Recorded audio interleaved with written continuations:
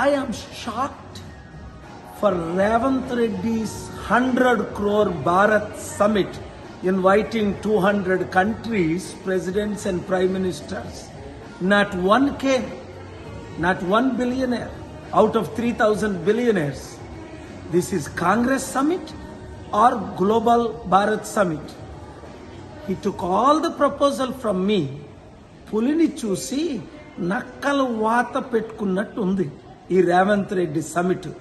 Bharat summit, global peace summit. నేను global peace summit పెడతానంటే ఒప్పుకొని బిలియనీర్స్ని, ప్రెసిడెంట్ని, prime మినిస్టర్ని తీసుకొద్దామని ఈ మధ్యన సల్మాన్ ఖుర్షీద్ కూడా నన్ను ఢిల్లీలో హోటల్లో కలిశారు. ఏమైంది? ఒక్క ప్రెసిడెంట్ వచ్చాడా? ఒక్క ప్రైమ్ మినిస్టర్ వచ్చాడా? ఒక్క గ్లోబల్ సెలబ్రిటీ వచ్చాడా? 3,000 మంది బిలియనీర్లో ఒక్క బిలియనీర్ వచ్చాడా? ఒక్క కంపెనీ వచ్చిందా? అంటే వీళ్ళు కాంగ్రెస్ షో చేసుకోవడం. కాంగ్రెస్ సమిట్ అని పెట్టుకొని కొలంబియా నుంచట, అర్జెంటీనా నుంచట ఎప్పుడో ఫార్మర్ మినిస్టర్లు. ఎంత సిగ్గుచేటు!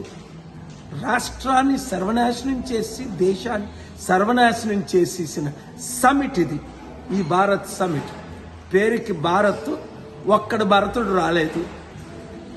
ఇప్పటికైనా రేవంత్ రెడ్డి బుద్ధి తెచ్చుకుంటే ఇక్కడ టర్కీలో ఎలాంటి సమిట్ పెట్టావు?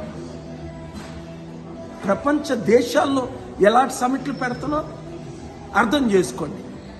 మార్పు రావాలి, ఆ మార్పు మనమే తేవాలి. ఉగ్రవాదులు జమ్మూ కాశ్మీర్లో ఎంత ఘోరంగా నువ్వు హిందూ చంపడిశారు.